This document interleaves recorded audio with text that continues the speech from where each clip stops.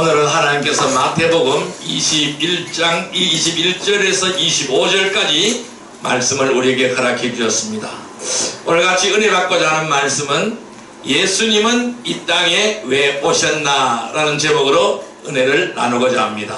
우리 옆 사람 인사합시다. 오늘도 큰 은혜의 시간 되십시다. 오늘도 큰 은혜의 시간 되십시다. 큰 은혜의 시간 되십시다. 아멘.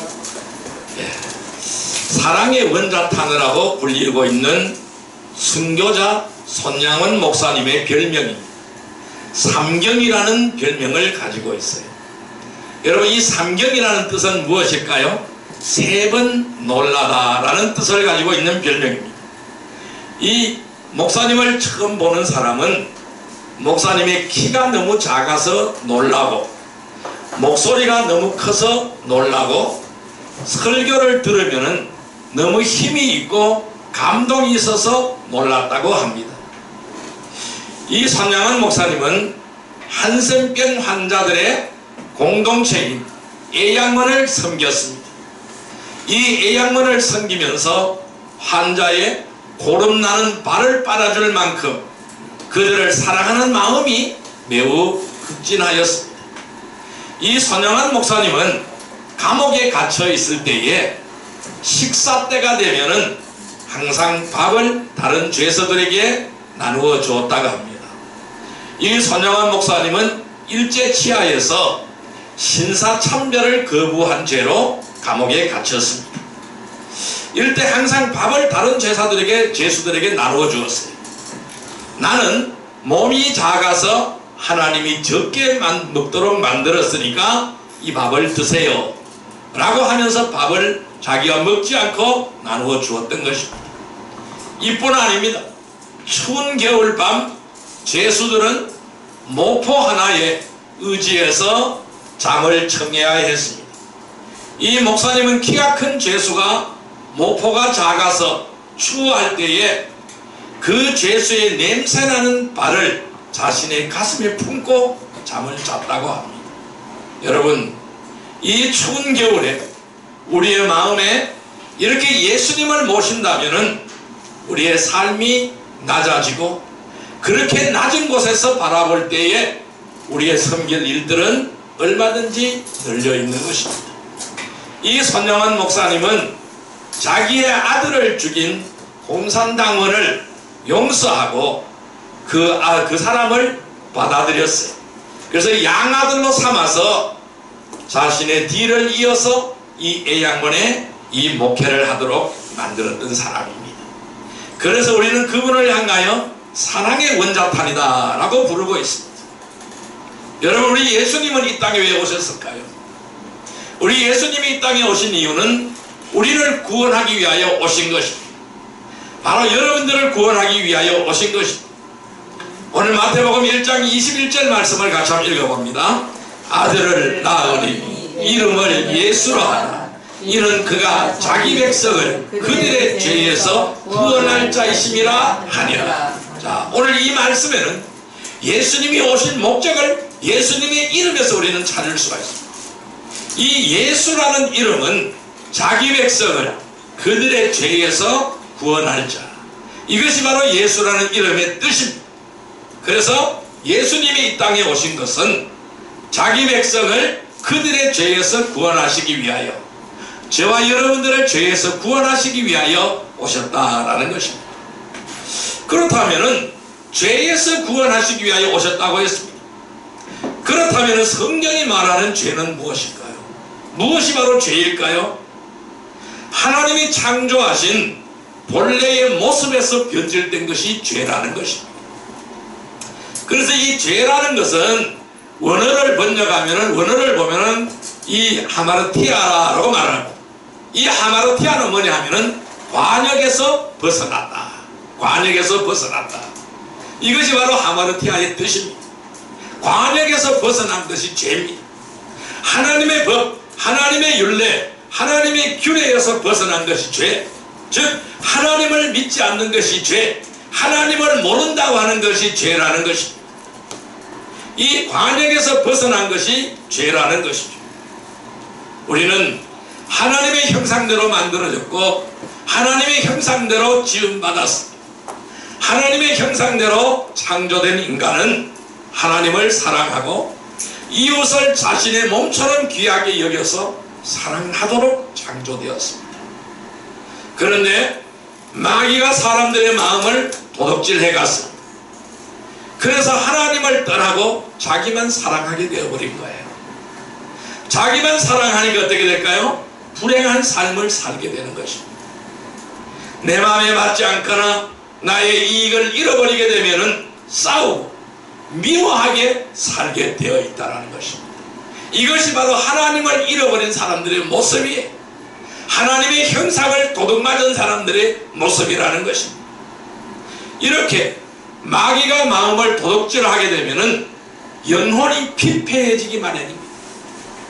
영혼이 풍요로워야 되는데 영혼이 피폐해져 버리게 되는 것입니다. 그리고 메말라 버리게 되는 것입니다. 그래서 메마른 영혼 속에는 마음의 평안이 없어요. 기쁨이 없어요. 감사와 사랑을 다 잊어버렸어요. 다 빼앗겨버린 거예요.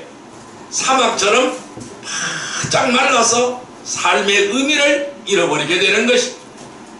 마치 여름 가뭄에 갈라진 논밭처럼 고통스러운 거예요.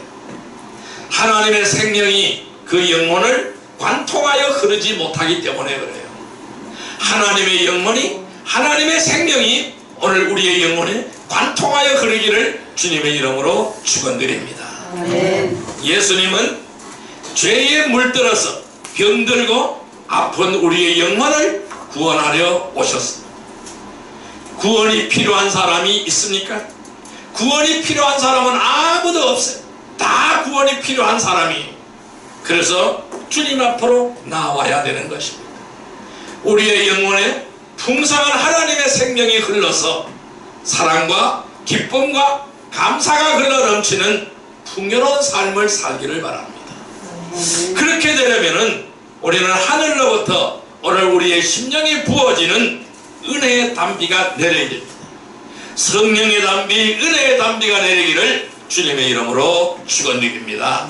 성령의 장막비가 내리기를 주님의 이름으로 축원드립니다. 예수님께서 이 땅에 오신 이유는 죄로 물든 우리의 영혼에 은혜의 담비를 부어주시려고 오신 거예요. 영혼이 행복하고 마음이 풍성한 삶을 이루기 위하여 오신 그 주님을 기쁨으로 모셔드리기를 주님의 이름으로 축원드립니다. 예수님은 어떤 방법으로 우리의 영혼을 구원하셨나요? 오늘 우리는 예수님의 구원의 방법을 살펴보도록 하겠습니다. 이것이 바로 예수님이 이 땅에 오신 이유가 되는 것입니다. 예수님은 어떤 방법으로 우리를 구원하셨나요? 그 첫째, 자기를 주셨습니다. 따라할까요? 자기를 주셨다. 자기를 주셨다. 자기를 우리에게 주신 거예요. 자, 말씀 찾아보겠습니다. 빌립보서 2장 6절에서 8절 말씀을 보겠습니다. 신약성경 319페이지, 신약성경 319페이지 빌립보서 2장 6절에서 8절 말씀, 빌립보서 2장 6절에서 8절 말씀 319페이지입니다. 같이 읽습니다. 그는 근본 하나님의 본체시다. 하나님과 동등됨을 취할 것으로 여기지 아니하시고 오히려 자기를 비워 종의 형체를 가지사 사람들과 같이 되셨고 사람의 모양으로 나타나사 자기를 낮추시고 죽기까지 복종하셨으니 그 십자가에 죽으심이라. 다시 한번 읽습니다. 그는 근본 하나님의 본체시나 하나님과 동등됨을 취할 것으로 여기지 아니하시고 오히려 자기를 비워 종의 형체를 가지사 사람들과 같이 되셨고 사람의 모양으로 나타나사 자기를 낮추시고 죽기까지 복종하셨으니 그 십자가에 죽으심이라. 아멘. 예수님은 자기 자신을 구원의 산제물로 우리에게 주신 거예요. 그러니까 예수님의 핏값을 지불하고 저와 여러분들을 살리셨다라는 말씀입니다. 여러분, 생명을 주는 것보다 더 귀한 일이 어디 있겠습니까? 단 하나뿐인 생명을 주어서 또 다른 생명을 탄생시키셨습니다. 예수님의 희생은 결코 헛된 것이 아니었습니다. 생명으로 생명을 낳았기 때문입니다. 우리는 언제나 생명으로 생명을 낳는 복된 백성이 되기를 바랍니다. 로마서 6장 23절에 이렇게 말씀하셨어요. 죄의 삭은 사망이요 하나님의 은사는 그리스도 예수 우리 주 안에 있는 영생이라 라고 말씀하셨어요. 죄의 결과는 무엇일까요? 사망이라고 했습니다. 죄의 대가는 죽음이라고 했습니다. 죽을 수밖에 없는 저와 여러분들이었습니다. 이 죽을 수밖에 없는 저와 여러분들을 주님은 살리셨습니다. 그래서 어떻게 살리셨을까요? 영생하는 몸으로 살리셨어요. 영원히 죽지 않는 몸으로 살리신 줄 믿습니다. 그래서 하나님의 은사는 우리 그리스도 예수 우리 주 안에 있는 영생이니라 라고 말씀했습니다. 예수 안에 있는 자에게 생명을 얻습니다. 예수 안에 있는 자에게는 영원한 생명이 주어지는 줄 믿습니다. 예수님께서 이 땅에 오신 이유는 예수님의 생명을 우리들에게 주어서 우리들의 생명을 살리시기 위하여 우리에게 오신 줄 믿습니다. 더 정확하게 말씀드리겠습니다. 예수님은 자신의 생명을 주셔서 저와 여러분들의 생명을 살리셨습니다.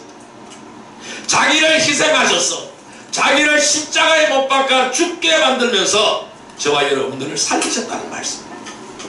예수님이 대신 죽으시고 저와 여러분들을 살리셨다는 말씀입니다. 나에게 영생을 선물로 주셨다는 말씀입니다. 예수님이 이 땅에 오신 이유는 새 생명을 주시기 위하여서 오신 거예요. 예수님은 자신의 생명을 주심으로 또 다른 우리들의 생명을 살리신 것입니다.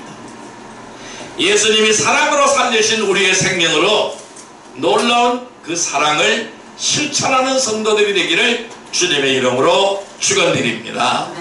손양원 목사님처럼 그 놀라운 사랑을 만방에 실천하는 복된 백성이 되기를 주님의 이름으로 축원드립니다. 이 성탄의 계절에 나를 살리려고 오시는 주님을 기쁘게 맞이하는 복된 성탄이 되시기를 주님의 이름으로 축원드립니다. 두 번째로 우리 주님은 우리를 어떻게 구원하셨을까요? 두 번째 방법입니다. 사랑을 주셨습니다. 따라할까요? 사랑을 주셨다. 사랑을 주셨다. 사랑으로 우리를 구원해 주셨어요. 우리에게 사랑을 베풀어 주셨어요. 요한복음 3장 16절의 말씀을 보겠습니다. 신약성경 146페이지입니다. 신약성경 146페이지 요한복음 3장 16절의 말씀. 요한복음 3장 16절의 말씀.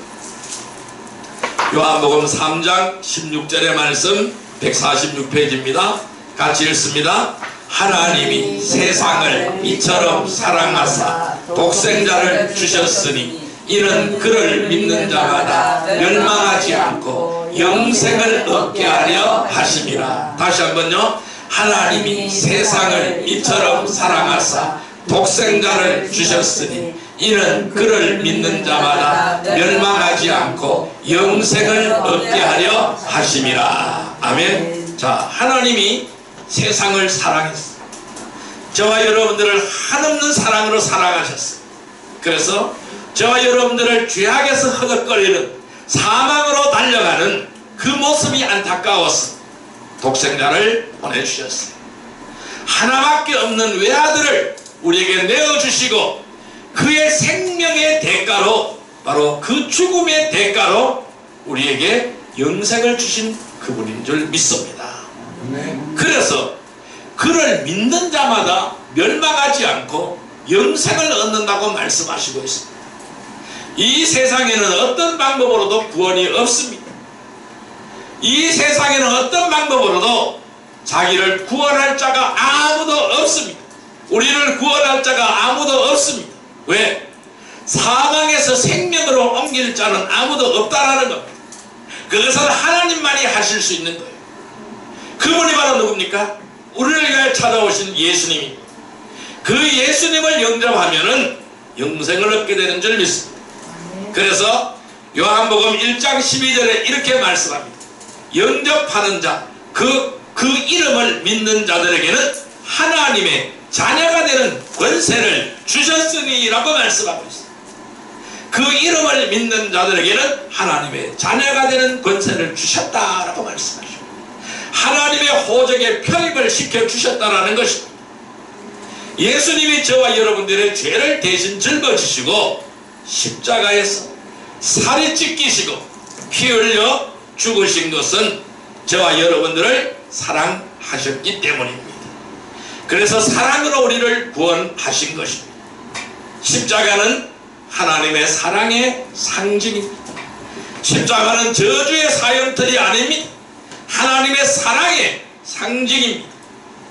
머릿속의 이론이나 교리가 아닌 실제적인 증거가 바로 십자가인 줄 믿습니다. 예수님은 하나님의 사랑을 구체적으로 우리들에게 보여주셨습니다. 예수님 사랑의 특징은 바로 무엇일까요? 로마서 5장 8절에 말씀하시고 있습니다.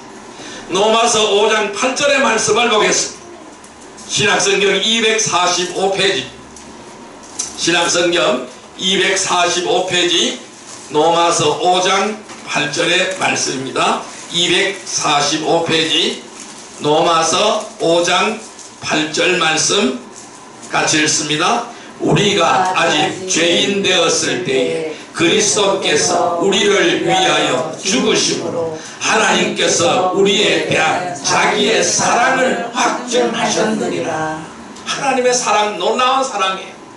독생하신 외아들을 죽이시는 사랑이 그 독생하신 외아들의 생명을 담보로 해서 저와 여러분들을 살리신 사랑이라는 것입니다. 우리가 의인이기에 사랑하신 것이 아닙니다. 죄인인 것을 알고도 사랑하신 것입니다. 하나님을 배반하고 떠난 저와 여러분들을 사랑하신 것입니다. 사랑스럽기 때문에 사랑한 것이 아닙니다. 죄와 허물로 찢어지고 더럽혀진 그 모습 그대로 품고 사랑하신 것입니다. 그 더러운 온갖 더러운 죄악을 그대로 품고 사랑하신 것입니다. 예수님께서 십자가에 죽으실 때에 3년 동안 동고동락을 하며 사랑하고 가르치고 먹이시고 함께했던 제자들은 어디에 있었습니까? 예수님이 십자가에 못 박힐 때 그들은 어디 있었습니까? 다 예수님을 부인하고 예수님을 떠나버렸습니다. 예수님은 그 십자가의 처형과 그 고통 중에 계신 그 예수님을 피해서 도망갔거나 숨어서 예수님의 마지막 죽음을 지켜보고 있었습니다. 예수님께서는 그러한 제자들을 사랑하셨어요. 예수님께서는 십자가상에서 말씀하셨습니다. 누가복음 23장 34절입니다. 같이 한번 보겠습니다. 139페이지입니다. 신약성경 139페이지 누가복음 23장 34절 말씀입니다. 누가복음 23장 34절 말씀 같이 읽습니다. 이에 예수께서 이르시되 아버지 저들을 사하여 주옵소서 자기들이 하는 것을 알지 못하님이다 하시더라. 그들이 그의 옷을 나눠 제비 뽑을세. 자, 주님께서는 저들의 죄를 사하여 주옵소서. 자기들이 하는 것을 알지 못하나이다.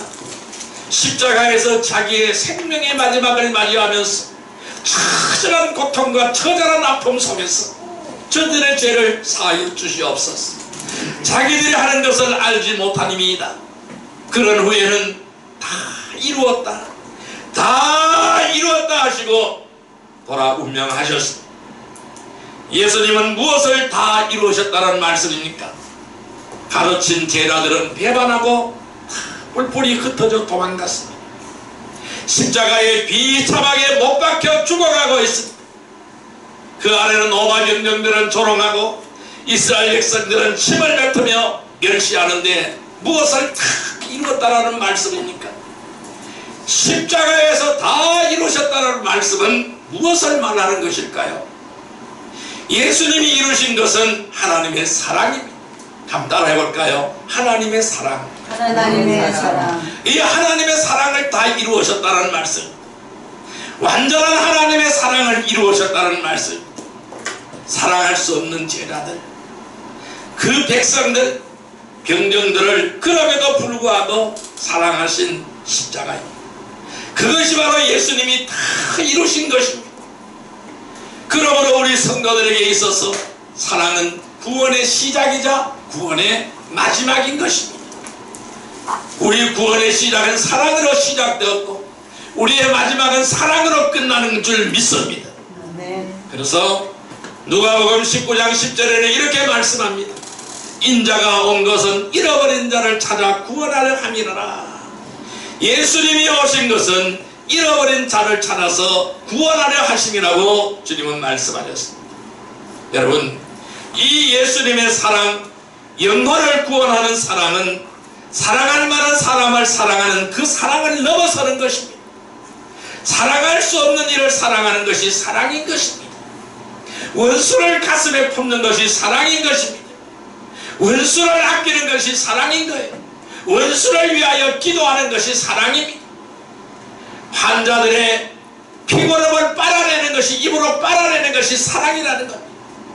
자기 아들을 죽인 그 원수를 품 안에 안는 것이 사랑이라는 것입니다. 이 사랑은 사랑할 수 없는 일을 넘어서 사랑하는 것이 사랑이라는 것입니다. 이 자리에 계신 우리 모두들은 모두 주님을 모시고 참된 성탄의 기쁨을 누리시기를 원하실 것입니다. 그렇다면 우리는 이번 한 주간만이라도 조건 없이 사랑해 보시기를 바랍니다. 차별 없이 사랑하시기를 바랍니다. 사랑하고 용서해 보시기를 바랍니다. 품고 이해해 보시기를 바랍니다. 다른 이들이 손을 내밀기를 바라지 마세요. 내가 먼저 다가가서 손을 내밀어 보시기를 바랍니다. 이것이 주님의 사랑을 실천하는 것입니다. 예수님이 사랑으로 살리신 우리의 생명으로 놀라운 그 사랑을 실천하는 성도들이 되기를 주님의 이름으로 축원드립니다. 나를 살리려고 나를 찾아오신 주님을 기쁘게 맞이하는 복된 성탄이 되기를 주님의 이름으로 축원드립니다. 세 번째로 주님은 우리를 어떻게 구원하셨을까요? 우리의 마음에 오셨습니다. 따라할까요? 우리의 마음에 오셨다. 우리의 마음에 오셨다. 말씀 찾아보겠습니다. 빌립보서 2장 5절의 말씀을 보겠습니다. 신약성경 319페이지입니다. 빌립보서 2장 5절 말씀. 빌립보서 2장 5절 말씀입니다. 빌립보서 2장 5절 같이 읽습니다. 너희 안에 이 마음을 품으라. 곧 그리스도 예수의 마음이니. 오늘 우리의 마음에 예수의 마음을 품으라고 말씀하십니다. 예수님은 오늘날 성령님 안에서 우리 마음에 임재하십니다. 우리의 구원은 우리 마음에 오신 예수님과 동행하는 것입니다. 예수님이 우리 마음에 오신 것을 알고 그분을 우리가 영의 눈으로 볼 수 있다면 우리들은 구원의 기쁨이 흘러 넘칠 것입니다. 우리는 이것을 가지고 임마누엘이라고 말합니다. 임마누엘의 하나님이 함께하기를 주님의 이름으로 축원드립니다. 아멘. 자, 오늘 본문 말씀으로 다시 되돌아가 보겠습니다. 마태복음 1장 23절의 말씀을 보겠습니다. 이 페이지 마태복음 1장 23절의 말씀을 보겠습니다. 같이 읽습니다.